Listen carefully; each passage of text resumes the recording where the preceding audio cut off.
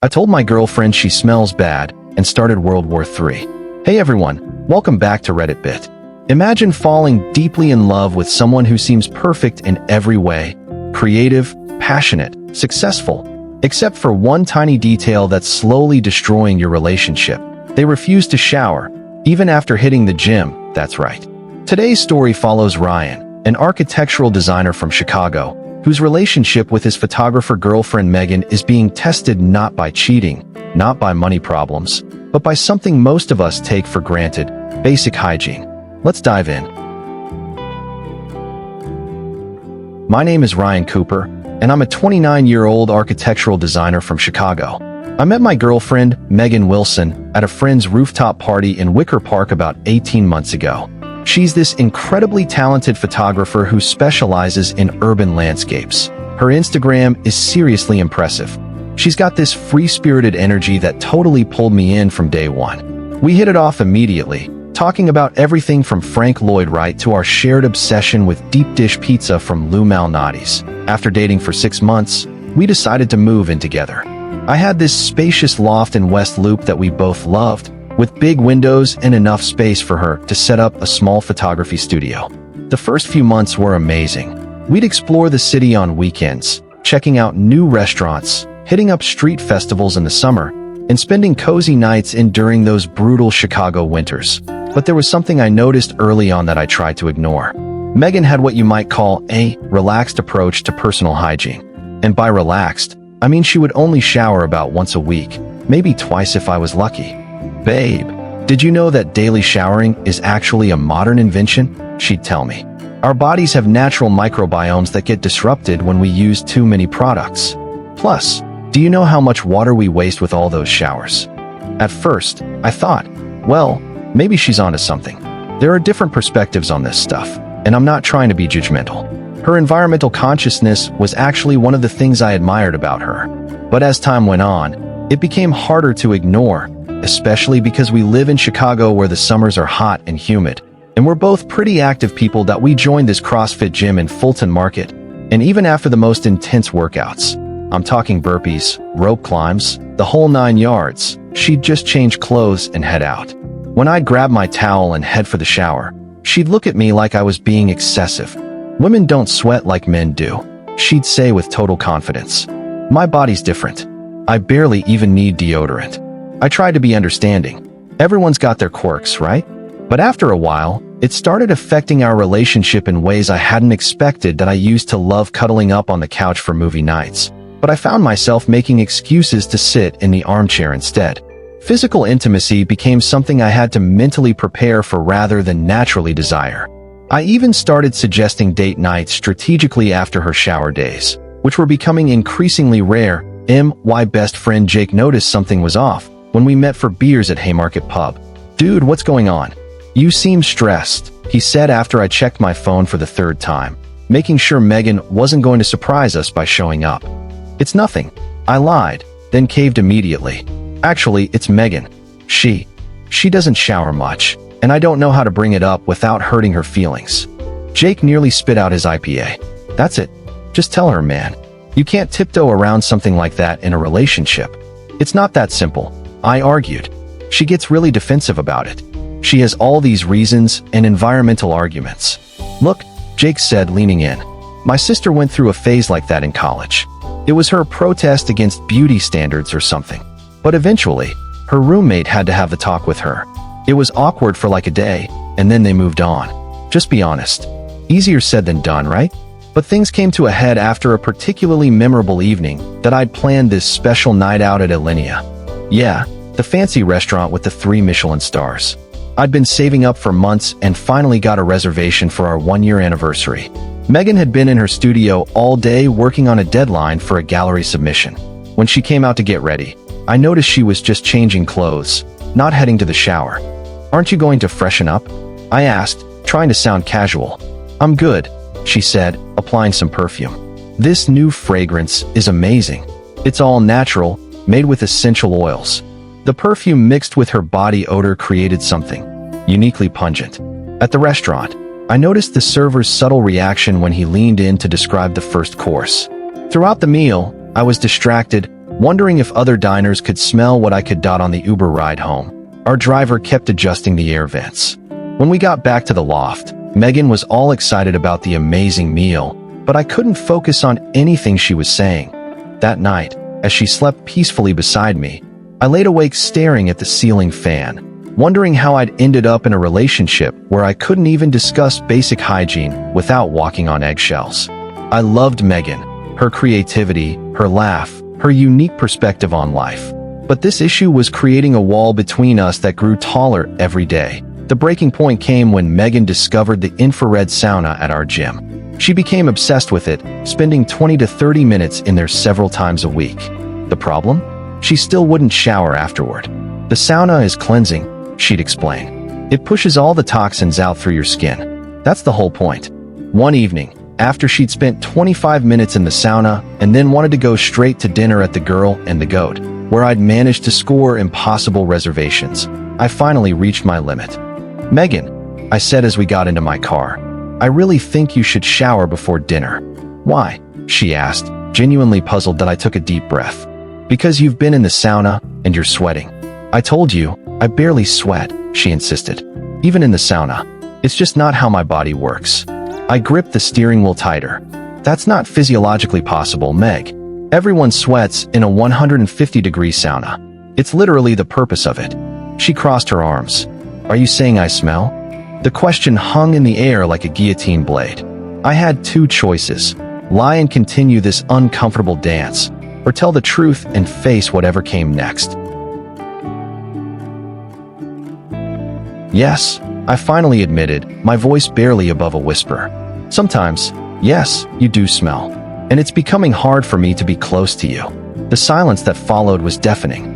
Megan's expression transformed from confusion to shock to rage in a matter of seconds. "Pull over," she demanded. "Megan, please, let's just talk about, pull over now." I guided the car to the curb on Milwaukee Avenue, my hands shaking. As soon as we stopped, Megan unleashed a torrent of emotions I wasn't prepared for. "How dare you?" she shouted, tears welling in her eyes. "After everything we've been through, you think I'm disgusting? Is that it?" "I never said you were disgusting," I tried to explain. "It's just about basic hygiene." "Oh, so now I'm dirty? Is that what you're telling everyone behind my back?" Poor Ryan, dating the smelly girl who doesn't know how to take care of herself. Her words escalated in volume and intensity. People walking by on the sidewalk glanced uncomfortably at our car, some slowing their pace to watch the drama unfold. "This isn't about other people," I said, trying to keep my voice calm. "This is about us. About our relationship." "No," she fired back. "This is about you and your ridiculous standards.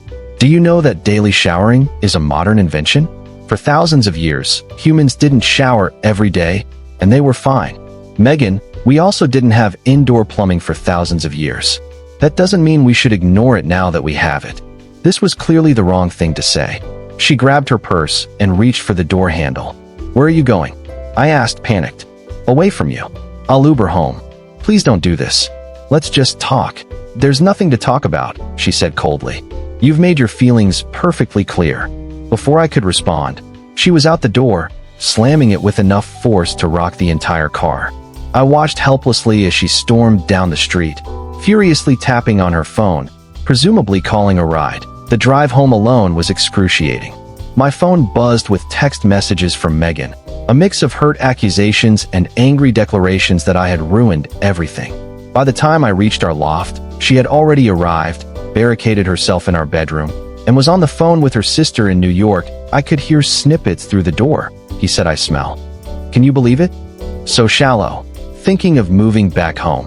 That night, I slept on the couch, staring at the ceiling and wondering if our relationship was over because I couldn't figure out how to address a basic hygiene issue without causing World War III. The next morning, Megan emerged from the bedroom with puffy eyes and a cold demeanor. She made coffee without acknowledging my presence and sat at the furthest end of our kitchen island. "I think we need to talk about what happened," I ventured cautiously. "There's nothing to talk about," she replied. "You find me repulsive." "That's not true at all," I insisted. "I love you. This is about one specific issue that's affecting our relationship." "A relationship should be unconditional," she countered. "You're supposed to love me for who I am." I do love you for who you are. Your creativity, your passion, your perspective on life. Those are the things that made me fall in love with you. But hygiene isn't a personality trait, Megan. It's a basic health practice. She looked at me with narrowed eyes. So you're a doctor now? I sighed, feeling the conversation spiraling again. No, but I know that after intense workouts or sauna sessions, bacteria thrive in sweat. That's just biology. You know what I think, she said, her voice suddenly eerily calm. I think you're looking for reasons to create distance between us. You've been pulling away for months, and now you've found the perfect excuse. Her accusation hit me like a physical blow. Was she right? Had I been looking for problems? No, I realized. The causality was reversed. I had been pulling away because of this issue, not the other way around. That's not fair, I replied. I've been trying to address this for months in the gentlest way possible. I've invited you to shower with me. I've bought you bath products as gifts. I've even suggested spa days where showering would be part of the experience. So you've been manipulating me. Her voice rose again, planning elaborate schemes to trick me into showering instead of just accepting me. I felt like I was in a maze with no exit. Every turn led to another accusation, another misinterpretation of my intentions. Megan, please, I said, feeling emotionally exhausted. Can we just agree that regular showering, especially after sweating, is a reasonable expectation in a relationship? No, she said firmly. We can't agree on that because it's your expectation, not mine. And relationships aren't about forcing your expectations on someone else. She stood up, leaving her coffee half finished. I'm going to stay with Amanda for a few days. I need space to think about whether this relationship is worth saving. Amanda was her photographer friend who lived in Logan Square. As Megan packed a small bag, I sat on the couch, feeling a strange mix of sadness and relief. The loft would be quiet without her, but at least I wouldn't have to navigate this impossible conversation for a few days. Before she left, Megan paused at the door. You know what hurts the most? She said, her voice cracking slightly. It's that you couldn't love me exactly as I am. You had to try to change me into your idea of perfect. The door closed behind her, and I was left alone with her words echoing in my head. Was she right? Was I trying to change her into someone she wasn't? Or was this about something more fundamental? A basic compatibility issue that couldn't be resolved through compromise. As days passed without communication, I found myself questioning everything about our relationship. The loft felt emptier without her creative chaos, but also fresher. I could breathe deeply without wincing. I could sit on the couch without calculating how long it had been since her last shower, and that realization made me feel guilty. Was I the shallow person she accused me of being? On the fourth day of her absence, my phone lit up with a text from Megan. We need to talk. Meet me at Intelligentsia on Randolph at 2 p.m. My heart raced as I typed back. I'll be there. As I walked to the coffee shop, I rehearsed what I would say. I needed to be honest but kind, firm but understanding. Most importantly, I needed to determine whether this was an issue we could overcome or a fundamental incompatibility that would eventually destroy us. Intelligentsia was bustling with the typical Sunday afternoon crowd, students with laptops, tourists resting their feet, locals catching up over pour-overs. I spotted Megan in the corner, her auburn hair pulled back in a neat ponytail. She was wearing a dress I hadn't seen before, and as I approached, I noticed something else different about her, a fresh, clean scent. Hi, I said, sliding into the chair across from her. Hey, she replied, her eyes meeting mine briefly before looking down at her cup. An awkward silence stretched between us. 18 months of sharing a bed, a home, our lives, and suddenly we were like strangers making small talk. I ordered you a courte-à-deux, she said, pushing a small cup toward me. Still your favorite, right? The gesture surprised me. It was thoughtful, familiar, a reminder of our connection beyond the recent conflict. Thanks, I said, taking a sip. How have you been? Megan took a deep breath. I've been doing a lot of thinking and talking. Amanda's been enlightening. Oh, I tried to keep my tone neutral, though I was curious about what her friend might have said. Yeah, she asked me some questions that were hard to answer. Megan fidgeted with her napkin, folding and unfolding the corner. Like why showering makes me so uncomfortable. This was unexpected. In all our discussions, Megan had never framed it as discomfort, only as unnecessary or environmentally wasteful. "I didn't realize it made you uncomfortable," I said carefully. She nodded, still not meeting my eyes. "I didn't either. Not consciously, anyway." Another silence fell between us, but this one felt different, pregnant with unspoken revelations. "Ryan, there's something I've never told you," she finally continued. "When I was in high school, I had severe psoriasis. Really bad. Showering was painful. The water, the soaps, everything made my skin feel like it was on fire. I felt a pang of guilt. I had no idea. How could you? I never told you. I was prescribed these special medicated baths, but they were time-consuming and embarrassing. Kids at school found out and started calling me scaly. Real original, right?" She gave a bitter laugh. "That's awful," I said, reaching for her hand across the table. To my relief, she didn't pull away. The psoriasis eventually got better with treatment, but I think I developed this aversion to showering. It became associated with pain and humiliation in my mind. The pieces were starting to fit together. "Why didn't you tell me this before?" She shrugged. "I didn't connect the dots myself until recently. I've been telling myself it was about water conservation or natural oils or whatever, but Amanda helped me see that I've been making excuses for a deeper issue." "That makes sense," I said, feeling a wave of compassion replace my frustration. "But Megan, your skin seems fine now. Does showering still hurt?" "No, not physically, but there's still this psychological barrier. I get anxious about it. I put it off, and then I justify it with all these rationalizations." I squeezed her hand gently. "Thank you for telling me. I wish I'd known." "I wish I'd known too," she said with a sad smile. "But here's the thing, Ryan. While I was at Amanda's, she said something that really hit home. She said, if your aversion to showering is affecting your relationship with someone you love, maybe it's time to address it, not defend it."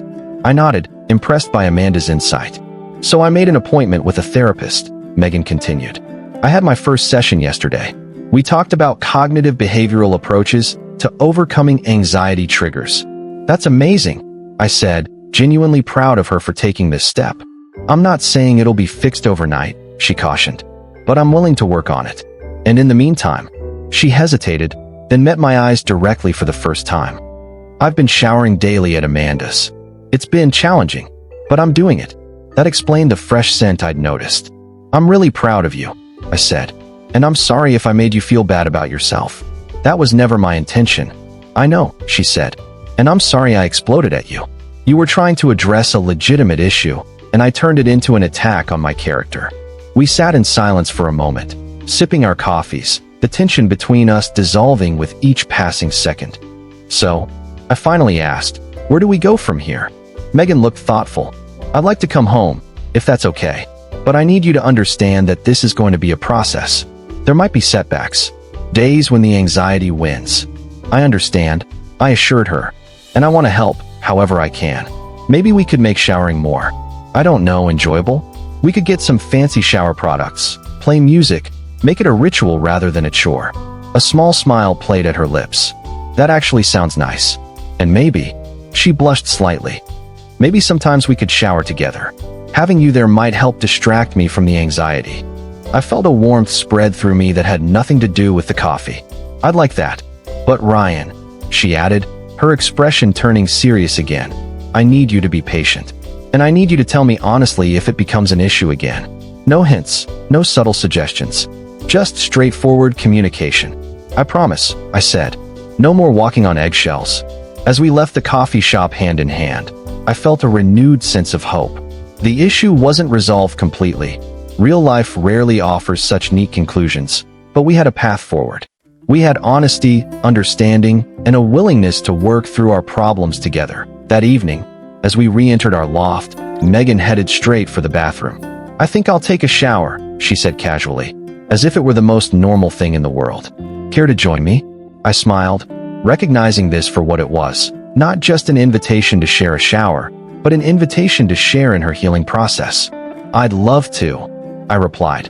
Under the warm water, as I gently washed her back and she leaned into my touch, I realized something important. Relationships aren't about finding someone perfect. They're about finding someone who's willing to face their imperfections with you. The road ahead wouldn't be without its challenges. Megan's anxiety wouldn't disappear overnight, and we'd likely have other issues to navigate as our relationship evolved.